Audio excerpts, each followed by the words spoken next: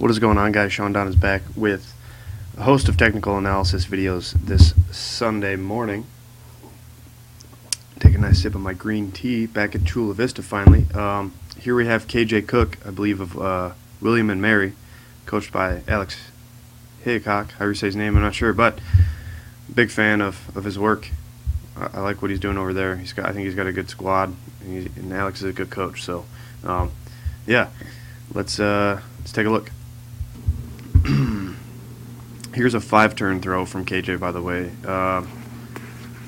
He sent me a 4-turn and a 5-turn, and I told him I'd pick which one I think was better to analyze. So, yeah, I went with the 5-turn. I think you can see what goes wrong better in the throw when you do more turns, because what goes wrong early in the throw will go wrong more later in the throw, so it's kind of a better indicator. So, yeah, one more time, taking a look, and then we'll break it down. Overall, pretty decent. Looks like he's moving it. I'm not sure what your PR is, KJ, but I'd guess it's, at least if it's not over 60 meters, I'd be surprised because it looks like you're moving the ball. Yeah, so breaking it down through the winds. I mean, the winds are pretty decent. I'd say I just need to watch them one more time. Rhythmically, like the movements are okay. Rhythmically, try to make this first wind a little bit bigger, meaning like bring your hands farther around you, not so close to your body. Push your hands away from your body, and then so that'll speed up your second wind a little bit, but then also make the transition from the first wind to the second wind a little bit smoother, and then transition from second wind into entry even smoother as well. But yeah, so bigger first wind, big slow first wind, and not fast first wind, slow first wind always. Second wind as you come through, I'd say you need to speed up the ball. As soon as the ball comes around here, you need to think about kind of accelerating it, because they are too much of the same speed. Your winds are too much the same speed, and that's not a good thing. That can make it hard to find the ball, find the connection in the entry. And then as you come through, your weight's nice and loaded on your left side, and as you can see, as the ball comes through zero, your tendency is to shift away from the ball. Big shift back. I mean, your arms are out nice and long, so that's killer, but your hips are just so far away. So like, if your left hip stays right here and your left shoulder stays right there, you can see how much that left hip shifts back away from the ball, and that's inefficiency. It's you creating connection, creating tension. I mean, it looks like it's supposed to, like it's a good thing to do because you feel longer through your upper body, but typically it's not. You want that same sort of length through the upper body, but you also want that left hip to be more stable here in the entry. Keep it over that left side axis. Otherwise, as the ball comes through zero, because this left side does all this turning, the right side really does not much of anything. So as the ball comes through zero, your right foot just barely starts turning, which means this left side's pretty much doing all the work. This right side's not really doing much, and that's why this left side is shifting away. And then I think that'll come into play later in the throw. Otherwise, in single support, you come around pretty well, but once again, that left side shifts back, so you're kind of pulling that left side away to get the right side around. When in reality, you need to keep the left side where it is and work the right side around it. You get a much more efficient throw. And you look like a pretty athletic, strong kid, so there's definitely more in the tank just in the entry alone. And since your hips shift back, I forgot to mention this, posture breaks as well, so your shoulders are forward and your hips are back. Not very good, but once again, you're strong enough, looks like you can handle it, but once you really get the ball cooking, I'm sure you have some trouble. And I think that's why I picked the 5 turns, because you can see your low point shifts left later in the turn, and that's an effect of not very good posture. And you catch on this first turn, hips are back, shoulders are forward, but you catch nice and early. And then as you come through, right side does a better job turning here than it did in the first turn, and you do a good job of working it with the ball, but the tendency is to still pull that left side away a little bit and push that left side away. And But I mean, otherwise, like, this is a pretty solid few frames right here, working with the ball. Good job there. Usually I don't get to see that too much during these technical analysis videos. People are very left-sided, and you're doing a very good job of waiting for the ball and using that right side. Your left side leads a little bit, but I think I even have the tendency to do this. It's a hard habit to break. It's hard to really, really wait for that ball to pass before you open up that left foot. But compared to most people I do analysis videos on, you're doing a very good job. You rise up a little bit here. You come up just a little bit, but then I guess that's kind of how you sneak that right leg in again, and it's all good. You can see posture is getting closer to better. Posture's getting better here. Sorry, I can talk. Sunday morning, it's early. Shoulders are coming back more over the hips. You're standing a little bit more upright. Right foot is still, like, it's turning, but it needs to do more. So as soon as it comes down, it needs to start working, whereas you can see there's a few frames here where it really doesn't do much of anything. And I think what might help is if you think about landing with the ball of the right foot and like really stiff ankle. That right foot kind of comes down, and you can see it just kind of waits, and then you start turning. Yeah, see, so this is where that broken posture and that right foot not turning earlier in the throw, where it comes into play. So as you catch just at about 270, and then as you come through, with that posture just a little bit broken, and that right foot not turning so much, this left side starts to take off. And this is what I'm talking about, is kind of an effect of throwing that left hip far back away from the ball in the entry. As you come through, you're starting to pull that left shoulder away. This left hip is shifting back again, so once again this hip is right there, and it shifts back a solid foot back onto that heel. When ideally it'd stay right about there, and then that right hip and right leg would work around and let the ball go way out left. And then as you come forward, but yeah, as you can see, that you just kind of shift back away from the ball. Once again, kind of pulling the left side away to get the right side around and forward. A little wide with this right leg. I would say the right leg looks stiff. In single support, you want that right leg to be more like an A-skip, up and over piston sort of action, pulling that heel to the butt cheek a little bit even. And then so that'll help you sneak that foot in earlier, whereas right now you're kind of coming around like a little bit shot and disc. You're close to that left leg, but it's just a little bit too extended and a little bit too wide. And as you come down, you catch a little bit later because that left side's pulling away, so when that left side pulls, you're likely to catch late. Left heel comes down. Pretty good. See, so now we're getting closer to better posture. Shoulders back more over the hips is where it should always be. Hips forward underneath the shoulders. As you come through, left heel comes down. And so now that's kind of the right idea in terms of getting that left hip and keeping it where it is, so that when that left heel comes down early, you can see you're much more loaded over this left side. That it's still a little early. The left side's open up a little early, and that right leg, same thing in the previous turns. You come down a little bit, not flat-footed.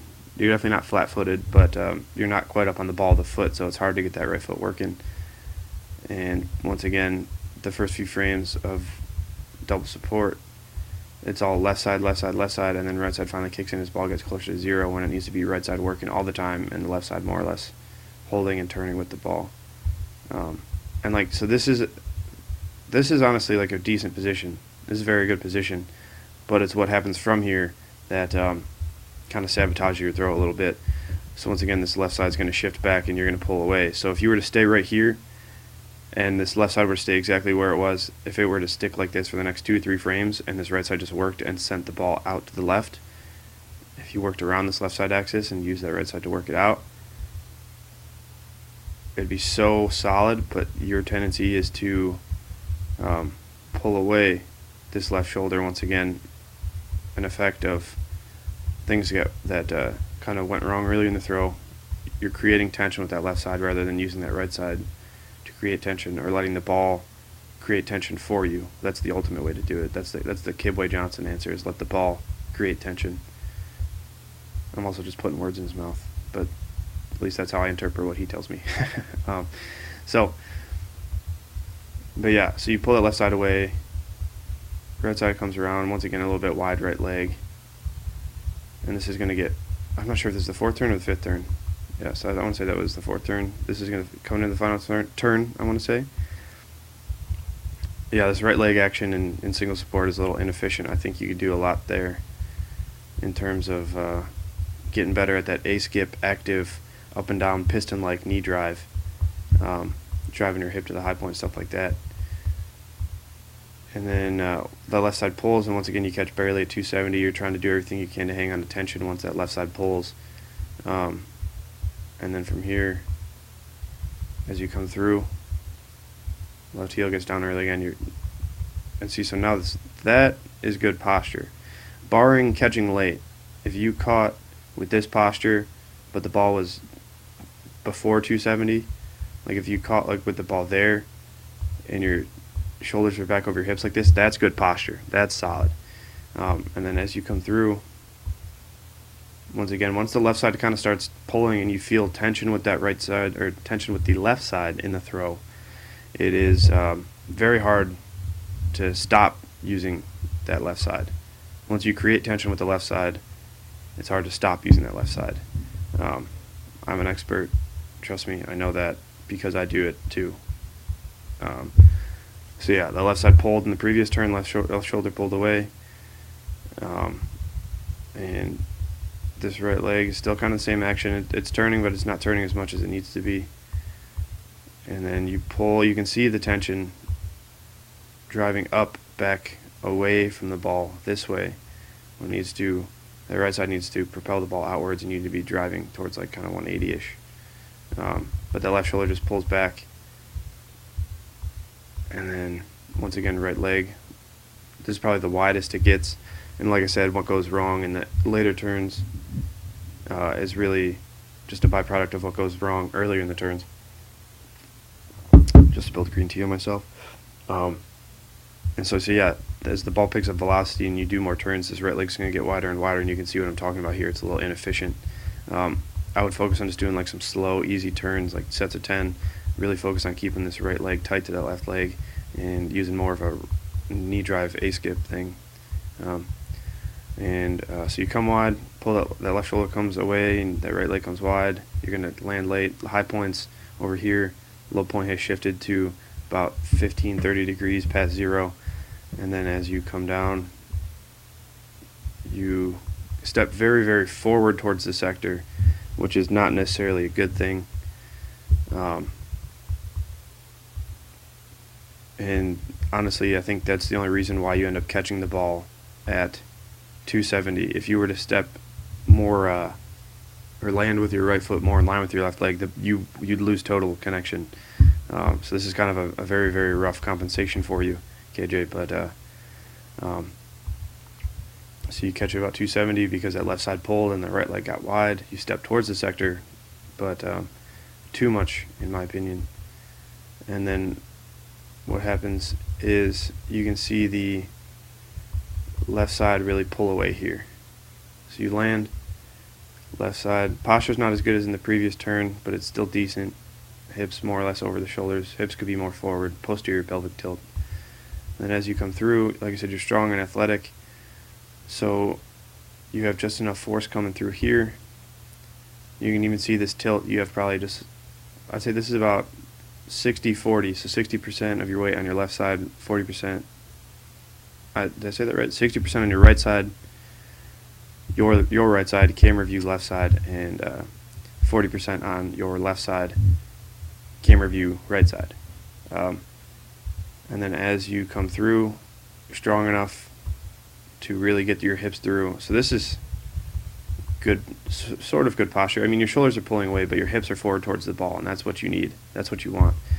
When your shoulders are back away from the ball, you have too much weight on that right side, and this left side is really pulling away from the ball, and you get through on the finish nice, but then that left side pulls off, and that's a sign once again that you have too much weight on the right side, or you are pulling the left side too much throughout the throw. So hopefully that all makes sense. Overall though, like I said, big first wind. accelerate in that second wind a little bit more, and then hold that left side in the entry.